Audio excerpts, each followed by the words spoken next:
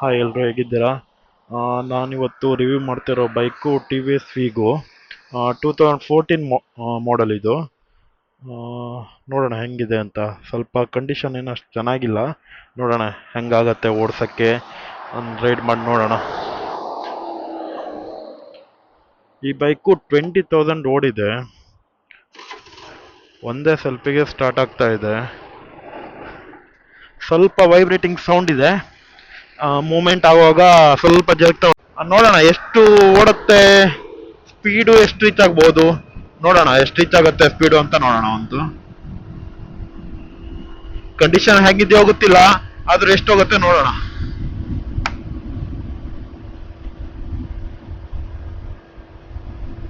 ಸಿಕ್ಸ್ಟಿಗೆ ಒದ್ದಾಡ್ತಿದೆ. 60ಯಲ್ಲಿ ಓಡುತ್ತೆ, ಇನ್ನೂ ಸ್ವಲ್ಪ ಸ್ಪೀಡ್ ಹೋಗುತ್ತೆ. 70. ಯಾರಾದ್ರೂ ಅಡ್ಡ ಬಂದ್ರೆ ಮಾತ್ರ ಇದು ಕಂಟ್ರೋಲ್ ಆಗೋದು ಅಷ್ಟರಲ್ಲೇ ಇದೆ. ಓಕೆ, 75, 80 ತನಕ ಹೋಗುತ್ತೆ. ಸ್ವಲ್ಪ ಟೈಮ್ ಬೇಕು ಅಷ್ಟೇನೆ, ಸಡನ್ ಆಗಿ ಹೋಗಲ್ಲ. ಬೈಕ್ ತರ ಇನ್ಸ್ಟೆಂಟ್ ಆಗಿ ಪವರ್ ತಗೊಳ್ಳಲ್ಲ, ಅದೊಂದು ಸ್ವಲ್ಪ ಸಮಸ್ಯೆ. ಯಾರ್ದೋ ಕಾಲ್ ಬೇರೆ ಬರ್ತಿದೆ.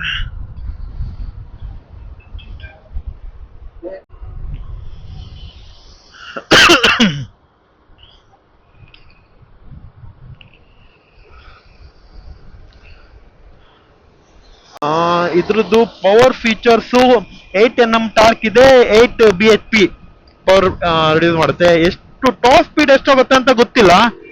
ನನ್ನ ಪ್ರಕಾರ ಇವಾಗ ಒಂದು ಕಂಡೀಷನ್ ಏನು ಇಲ್ಲದೆ ಇರೋದ್ರಿಂದ ಒಂದು 80 ರೀಚ್ ಆಗ್ಬೋದು ಅನ್ಕೊಂಡಿದ್ದೀನಿ.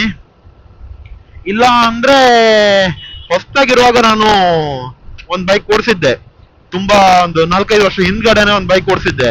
ಆ ಬೈಕು 110 ರೀಚ್ ಆಗ್ತಿತ್ತು. ಆ ಸ್ಕೂಟಿ ಟಿ ವಿ ಎಸ್ ಈಗೋನೆ, ಅದು 14 ಮಾಡೆಲ್ ಅನ್ಕೋತೀನಿ. 4-5 ಇಯರ್ಸ್ ಬ್ಯಾಕ್ ಓಡಿಸಿದ್ದು, ಅದು 110 ಎಲ್ಲ ರೀಚ್ ಆಗಿತ್ತು.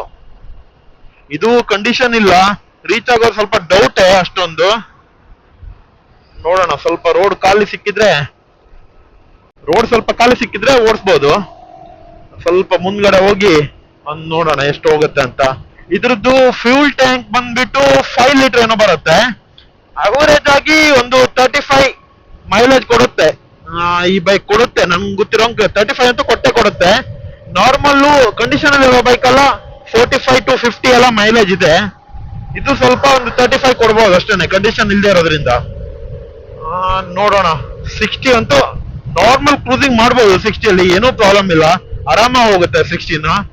60 ಮೇಲ್ ಮಾತ್ರ ಸ್ವಲ್ಪ ಒದ್ದಾಡುತ್ತೆ. ಹಾರ್ನ್ ಎಲ್ಲ ಇದೆ, ಅಷ್ಟೊಂದು ಸೌಂಡ್ ಸಾಕಾಗಲ್ಲ, ಬಟ್ ವರ್ಕಿಂಗ್ ಇದೆ.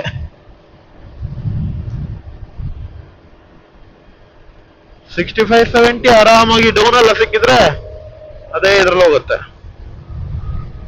ನೋಡೋಣ, ಟೋಟಲ್ ಎಂಡ್ ಮಾಡಿ ನೋಡೋಣ ಎಷ್ಟು ಓಡುತ್ತೆ ಅಂತ.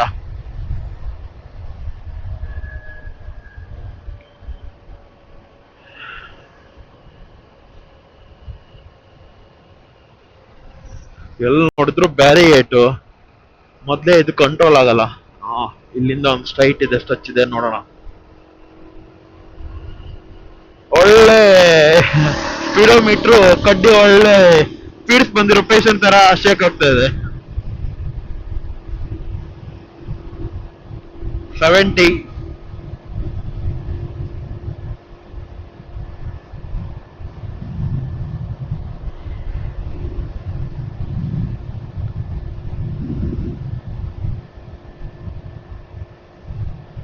ನಾ ಹೆಲ್ಮೆಟ್ ಒಂದು ಚೇಂಜ್ ಮಾಡ್ಬೇಕು, ಯಾಕಂದ್ರೆ ಇದರಲ್ಲಿ ವೈಸರ್ ಕ್ಲೋಸ್ ಮಾಡಿದ್ರೆ ಮಿರರೇ ಕಾಣಿಸಲ್ಲ.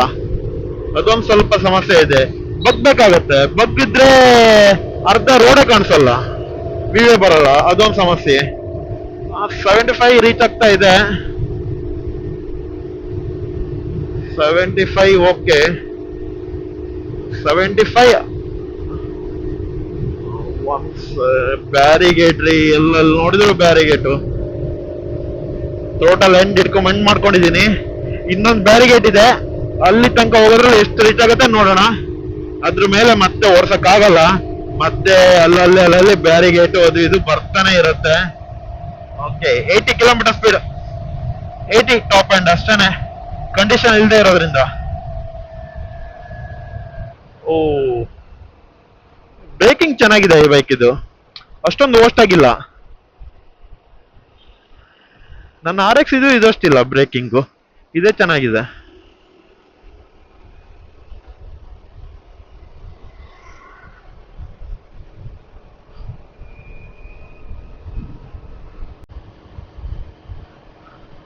ಸಿಕ್ಸ್ಟಿಯಲ್ಲಿ ಕ್ರೂಸ್ ಮಾಡಿದ್ರೆ ಆರಾಮಾಗಿ ಮಾಡ್ಬೋದು, ಅಷ್ಟೊಂದು ಪ್ರಾಬ್ಲಮ್ ಇಲ್ಲ, ಆರಾಮಾಗಿ ಓಡುತ್ತೆ. 60ಯಲ್ಲಿ ಅಂತೂ ಆರಾಮ್, 60-65 ಆರಾಮಾಗಿ ಓಡುತ್ತೆ. ಮೈಲೇಜ್ ಬೇಕಂದ್ರೆ 40-50 ಒಳಗಡೆ ಇದ್ರೆ ಚೆನ್ನಾಗಿ ಮೈಲೇಜು ಬರುತ್ತೆ ಇದು, ನನ್ಗೆ ಗೊತ್ತಿದ್ದಂಗೆ. ನಾನು ಆಲ್ಮೋಸ್ಟ್ ಒಂದು 1 ಇಯರ್ ಏನೋ ಓಡಿಸಿದ್ದೆ. ನಮ್ದು RX ಇತ್ತಲ್ಲ ನನ್ನ ತಮ್ಮನ ಹತ್ರ ಇರುವಾಗ, ನಾನೊಂದು ಮೋಸ್ಟ್ಲಿ 1 ಇಯರ್ ಮೇಲೆ ಯೂಸ್ ಮಾಡಿದ್ದೀನಿ ಗಾಡಿನ, ಡೈಲಿ ಯೂಸ್ ಮಾಡಿದ್ದೀನಿ. ಅವಾಗ ಚೆನ್ನಾಗಿ ಮೈಲೇಜ್ ಎಲ್ಲ ಕೊಡ್ತಾ ಇತ್ತು, ಕಂಡೀಷನ್ ಚೆನ್ನಾಗಿತ್ತು. ಇವಾಗ ಸ್ವಲ್ಪ ಸರ್ವಿಸ್ ಎಲ್ಲ ಮಾಡಿಸಿಲ್ಲ, ಮಾಡಿಸಿದ್ಮೇಲೆ ಚೆನ್ನಾಗಿ ಆಗತ್ತೆ.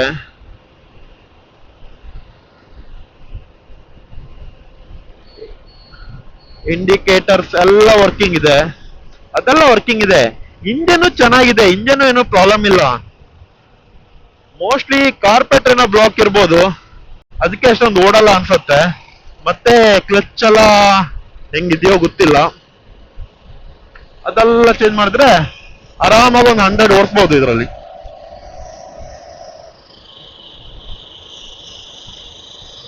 ನೋಡೋಣ,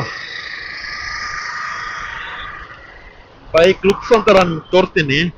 ಬೈಕ್ ಲುಕ್ಸ್ ಒಂದ್ಸಲ ನಿಮ್ಗೆ ತೋರಿಸ್ತೀನಿ ಹೆಂಗಿದೆ ಅಂತ. ಇಲ್ಲಿ ಮೇಲ್ಗಡೆ ನಿಲ್ಸೋಣ.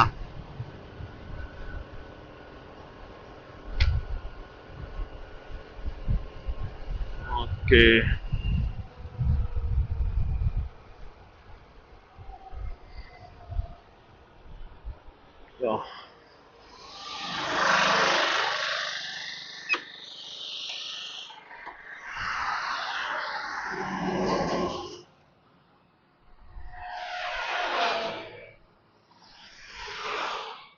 ಹೆಂಗಿದೆ ನೋಡಿ, ಮುಂದ್ಗಡೆ ಮಡ್ಗಡೆ ಎಲ್ಲ ಡ್ಯಾಮೇಜ್ ಆಗ್ಬಿಟ್ಟಿದೆ.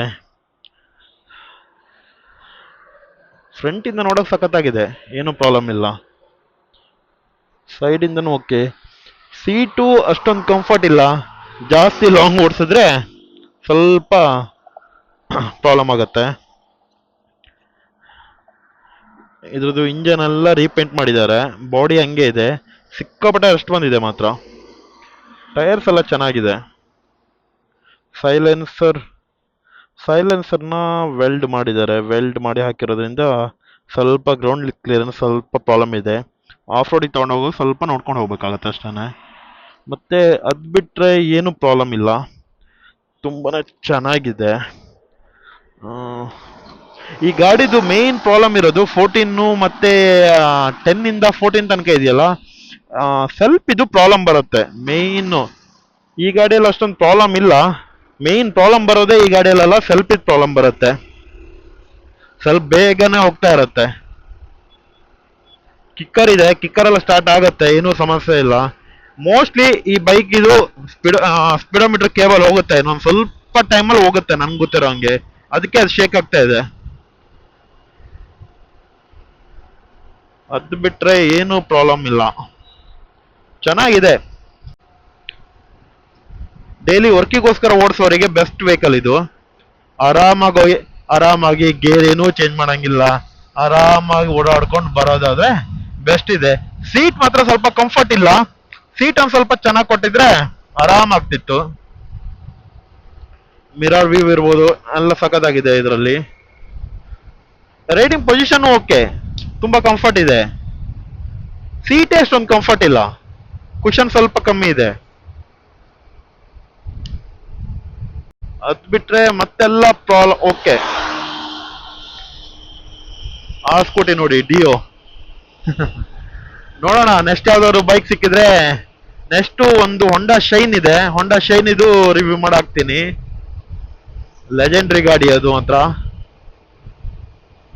ಎಲ್ಲ ಆಫೀಸ್ ವರ್ಕರ್ಸು ಯೂಸ್ ಮಾಡೋದು ಯೂನಿಕಾರ್ನ್ ಬಿಟ್ರೆ ಹೊಂಡಾ ಶೈನೇನೆ. ಇವಾಗೆಲ್ಲ ಬೇರೆ ತುಂಬಾನೇ ಬಂದಿದೆ, ಅವಾಗ 2014 ಹೊಂಡಾ ಶೈನು ತುಂಬಾನೇ ಚೆನ್ನಾಗಿ ಬರ್ತಾ ಇತ್ತು.